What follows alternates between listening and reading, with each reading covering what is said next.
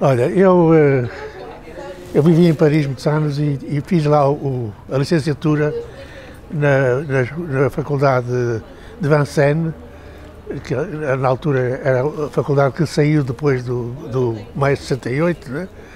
E comecei em 74, 75 a fazer vídeo lá na universidade, né? Na altura era vídeo contestatário, político, etc. Né? E depois, quando vim para Portugal, vim para aqui para a Cooperativa Árvore, era amigo do Silvestre Pestana e ele teve a ideia de criar este grupo, Videoporto, que nós aderimos, o grupo, e foi a partir daí que realmente começámos a fazer encontros, exposições, etc. E, portanto, estamos a falar do início dos anos 80, 70 e tal, 80, 81. Este grupo nasce naturalmente muito impulsionado pelo Silvestre Pestana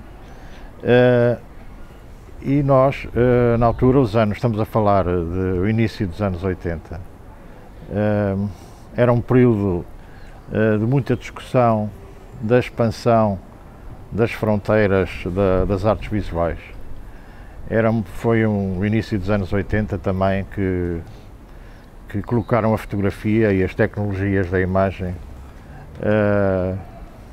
ao serviço das possibilidades de representação das artes plásticas. Foi também da minha experiência, que pertencia de facto a esse núcleo da SBAP, havia também uma forte reflexão e a nossa geração, pelo menos alguns de nós, eram muito influenciados por algumas reflexões teóricas no campo da estética, especificamente pela ação pedagógica e científica do Álvaro Lapa.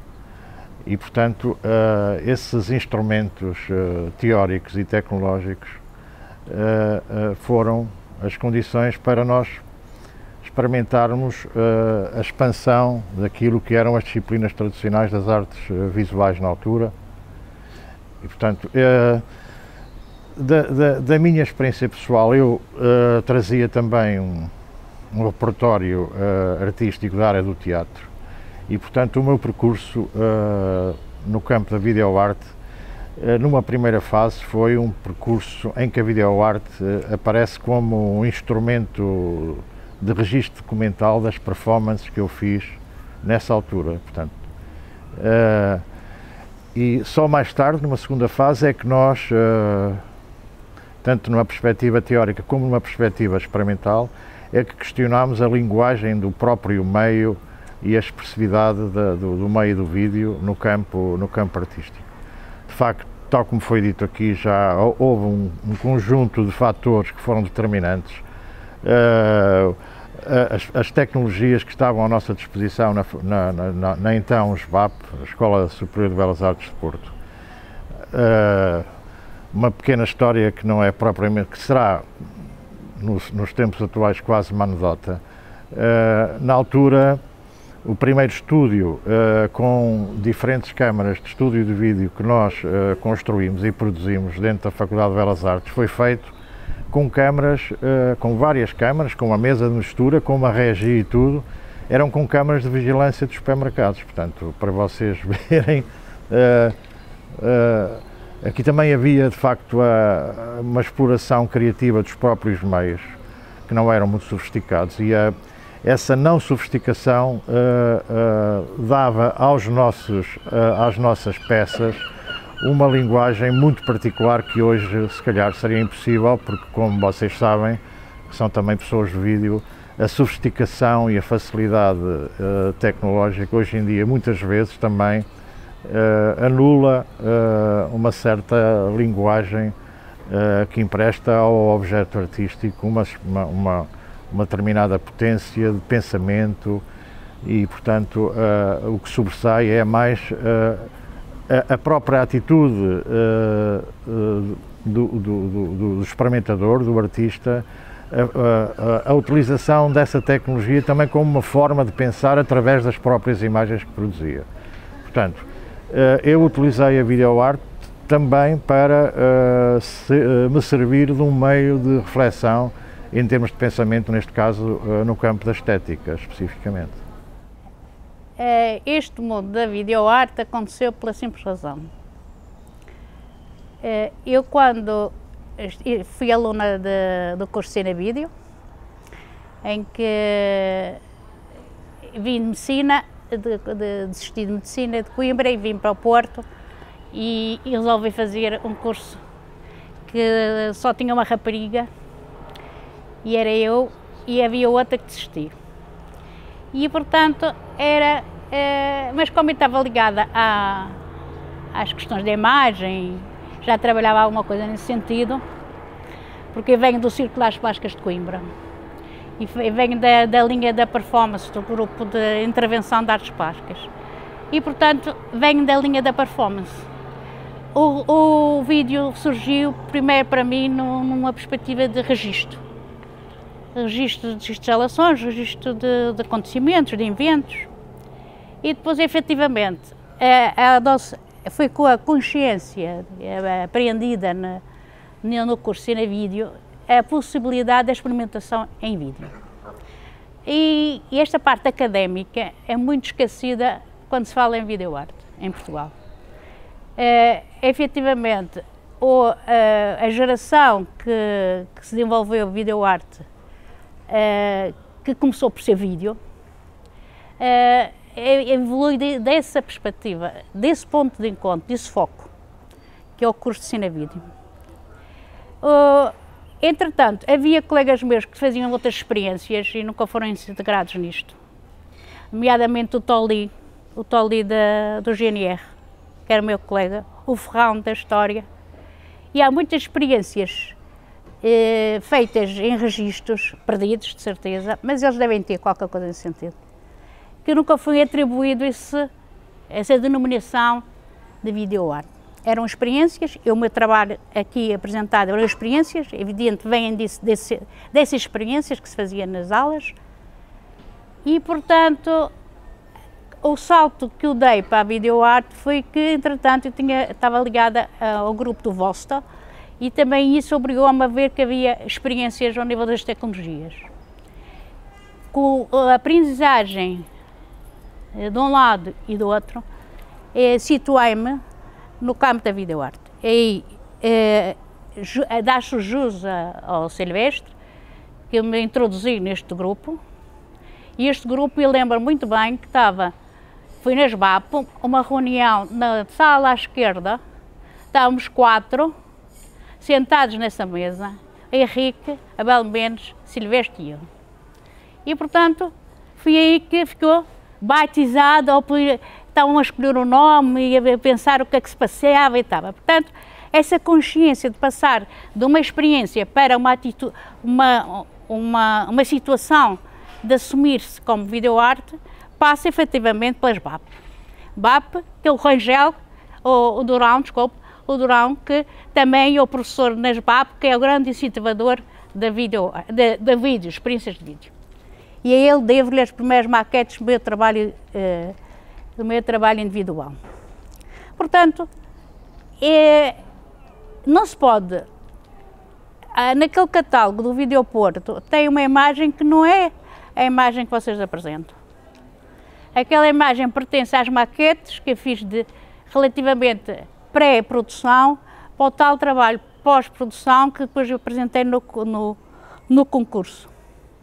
E devo a parte, dialogamos muito, eu e Silvestre sobre o guião, devo-lhe essa parte, essa contribuição, porque num prémio não se pode, na altura não era comum pôr as fotografias, a cenografia, todas essas questões da produção, era só a realização, o performance, e no meu ponto de vista a videoarte evoluiu, na minha carreira, efetivamente, dado esses dois espelhos, o espelho da aprendizagem no Porto e o que fui adquirindo com a minha relação que eu tive com o Museu Vostok.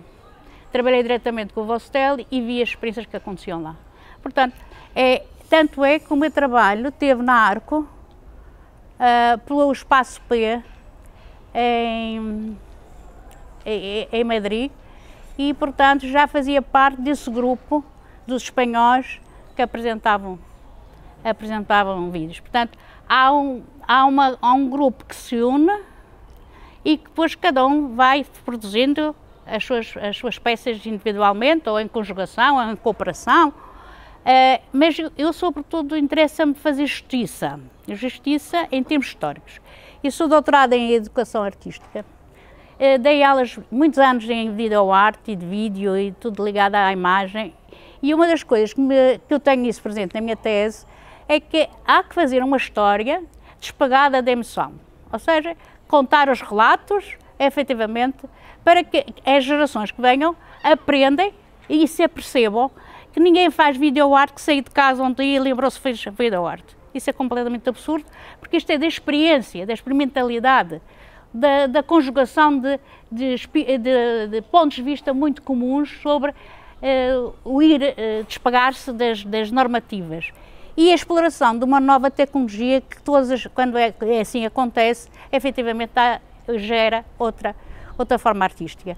Agora temos a digital, museus digitais, efetivamente, ainda há pouco vi imagens do Museu do Japão, efetivamente é espantoso, ou seja, tem que se contextualizar, por um lado, dizer quem foram os autores, por outro, de testemunhos individuais, porque essa troca das narrativas vão efetivamente suscitar dúvidas, mas por outro lado vão rastrear dúvidas também.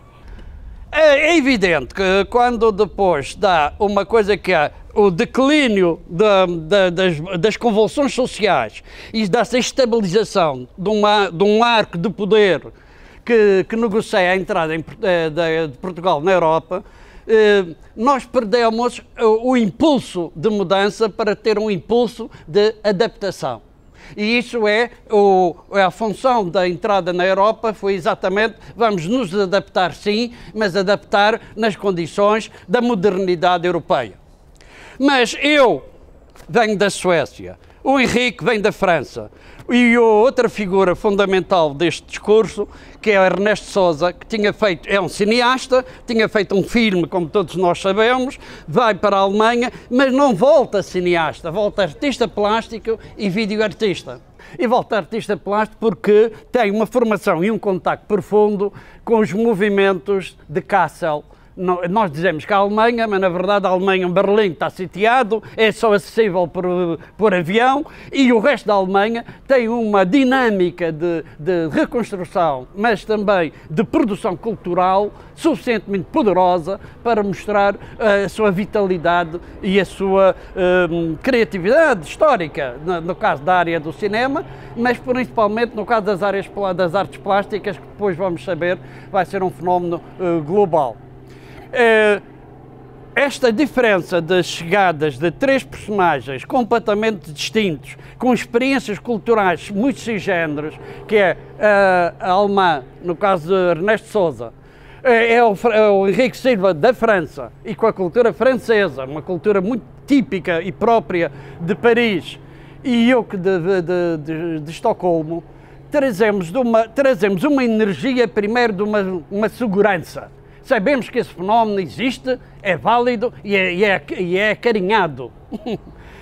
A legitimidade está pela experiência, a legitimidade não está pelo discurso da legitimação.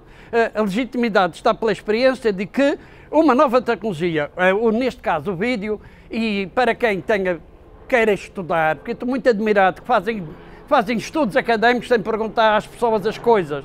Vai às Belas Artes, eu tenho um texto numa das duas edições da revista das Belas Artes dessa época, 76, 77, em que eu falo de videoarte e trago o quê? Os repertórios da Suécia, que não são suecos, mas são das embaixadas, a divulgação que a embaixada americana fazia da land art, da pop art e da minimal art. Quando chego cá, tenho um repertório de cultura e um repertório de experiência que não é entendível, porque metade da cultura portuense da altura era francesa e tinha alguma disponibilidade à cultura inglesa, mas a sueca e a alemã, e principalmente a americana, era zero, não é? A minha legitimidade era exatamente essa possibilidade de ter a experiência validada de uma coisa importante, que era uma nova tecnologia, que deixava de ser uma tecnologia chamada hardware, como os computadores estavam como um hardware, para ser uma tecnologia portátil, uma tecnologia socializada.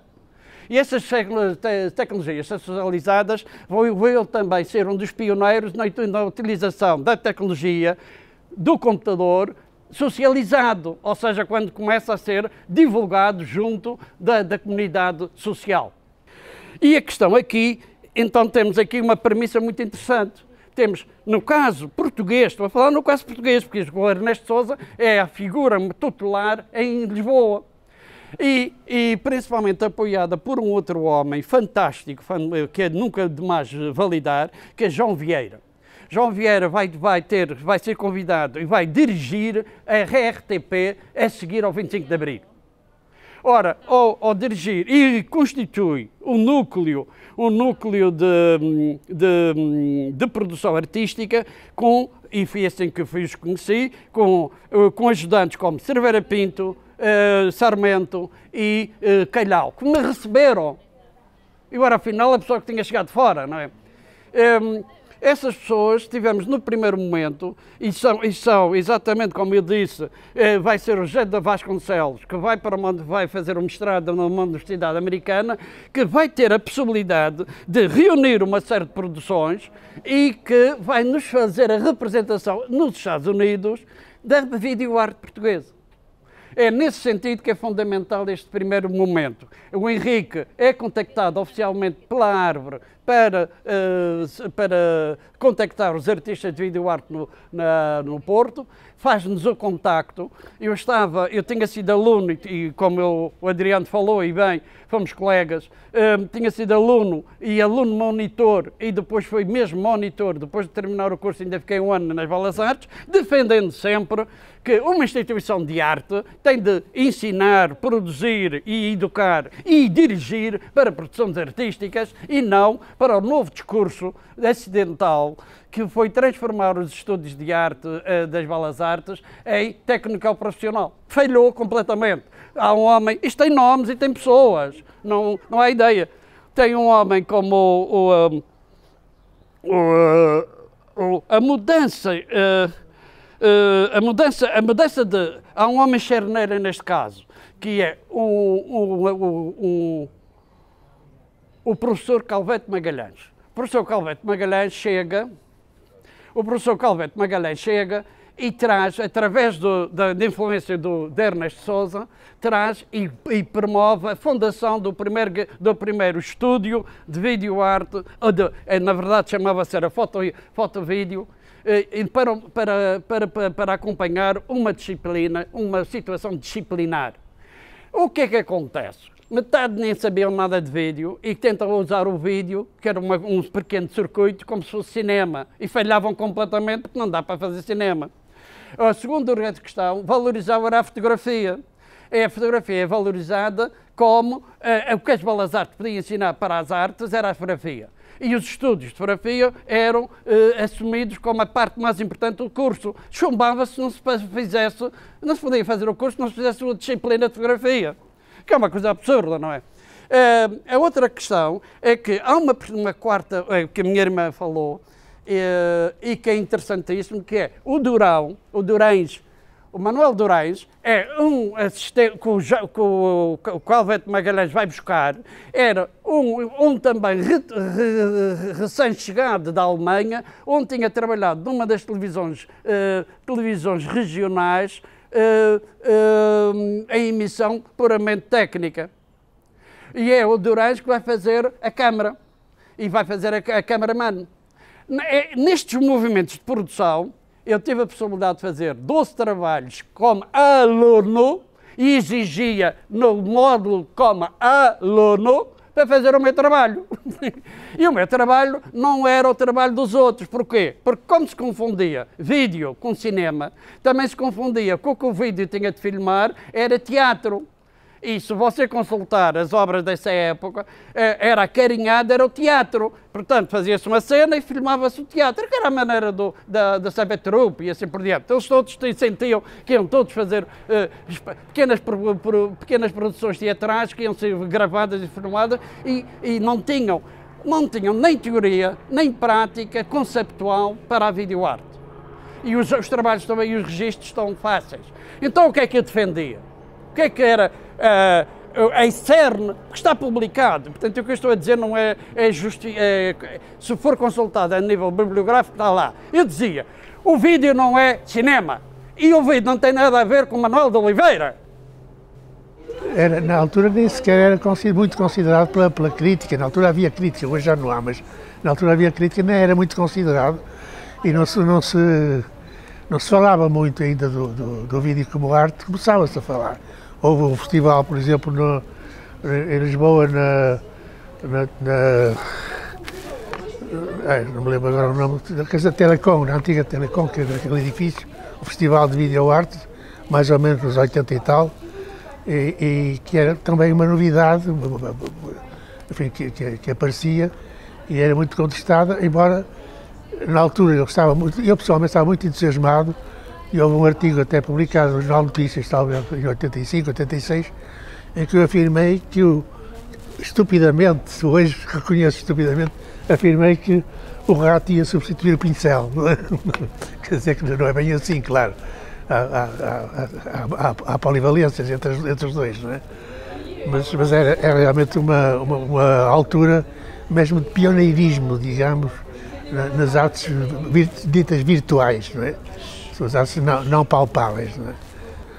Bem, eu acho que foi uma aposta, digamos, de alguns artistas, que alguns fizeram um trabalho naquela altura e depois deixaram de fazer, outros continuaram, como nós, os dois, e houve depois até uma grande mostra, digamos, de arte chamada Portuguese Video Art nos Estados Unidos, em que agrupou aí já artistas do Sul e do Norte, portanto, artistas de Lisboa e artistas do Porto, né?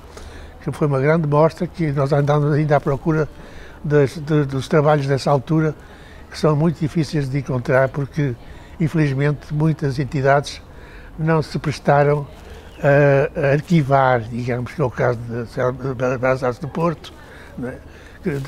Desapareceu todo o espólio, não é?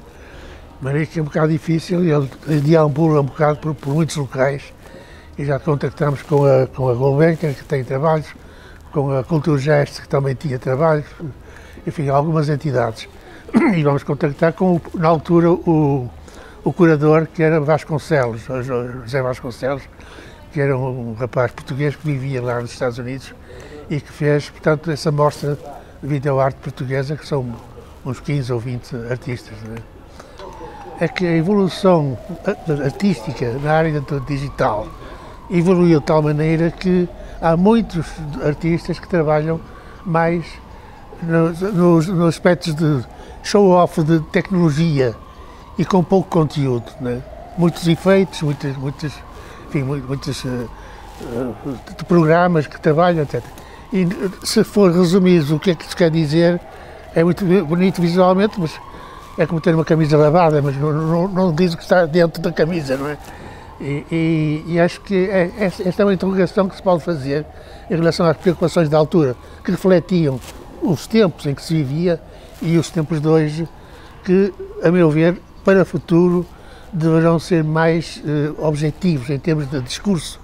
Quer dizer, eu acho que é muito importante quando o vídeo ou as tecnologias digitais são integradas em instalações, por exemplo, não é?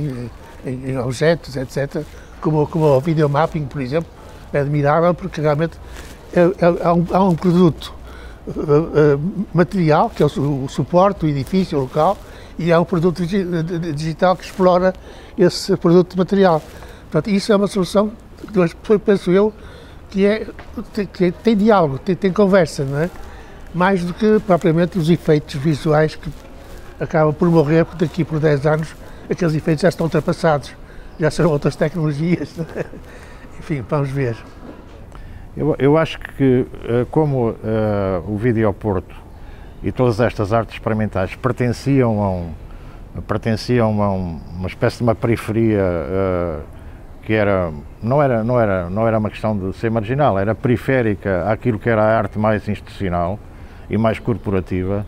Eu suponho que só esse facto de nós termos uma uma experiência periférica, e isso unia-nos muito, e esse exemplo que eu dei, para além das participações internacionais que houve, mas especificamente esse Festival de Alternativa Arte Viva foi muito determinante para consolidar uma espécie de um relacionamento que havia muito sadio, muito alegre e muito rico e muito profícuo ao nível das pessoas que estavam num campo mais da experimentação, e portanto isso acho que foi, havia de facto, mesmo até a nível da amizade, havia de facto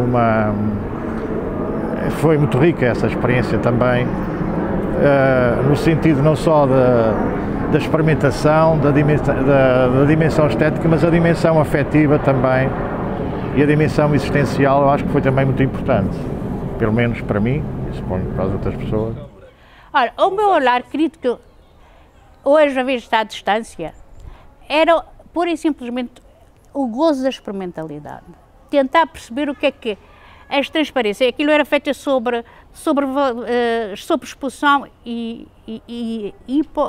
para luz, com muita luz e com pouca luz. Ou seja, era a ver como é que aquelas imagens, pegando na câmara, ao sobrepor, mexer lá naquela parte que dá sobre valorização da luz e ver até que ponto podia chegar a nitidez ou não da imagem. Ainda hoje faço isso a nível de trabalhos que estou a fazer em termos de vídeo, mas em termos de fotografia, efetivamente, com o smartphone é o meu trabalho atual. Eu só faço o trabalho hoje, por exemplo, teve uma peça apresentada na Bienal este ano, resultando exatamente dessa longa aprendizagem sobre a imagem. Portanto, é a experiência da videoarte que me dá isso. Aqui eu acho que não se pode pôr a questão só a nível da videoarte do Porto. A quem abranger, é um fenómeno português que teve a sua gênese efetivamente aqui. E isso é redutível em termos históricos, datáveis, mais polémicas que voltem em torno disso. Tudo acontece a partir destas experiências assumidas por 4 pessoas, infelizmente, 4, 5, depois vieram os outros, António e tal, mas a reunião base foi com estas pessoas e, portanto, nesse aspecto, acho que estamos a fazer também um elogio à obra do Abel Mendes. Outra questão, e agora para ser rápido, o Vídeo Porto acabou porque nós acabou naturalmente, perdemos o espaço.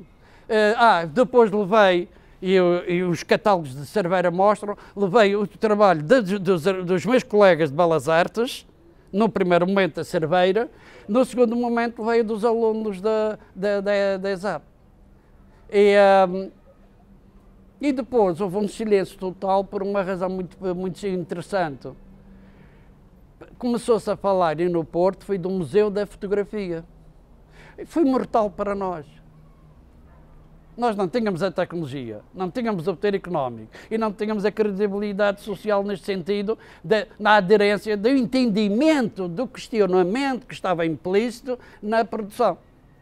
Ora, os fundamentos da videoarte, quando se os vê, a minha irmã falou da emoção, nós vemos, quando vê a Helena de Almeida, por exemplo, ela filma em contínuo, é um ato de registro. Na verdade, as pessoas tinham a dificuldade de entender estes atos de continuidade, como têm a dificuldade de entender um quadro abstrato, uma pintura só de uma cor ou 2 cores. Pensam assim, mas isto é tão gratuito, isto é um momento dos outros, isto não é ainda uma... A questão e o questionamento é videoarte, obras que não são simples registro, mas que obedecem às capacidades e à exploração da potencialidade da tecnologia que recorre.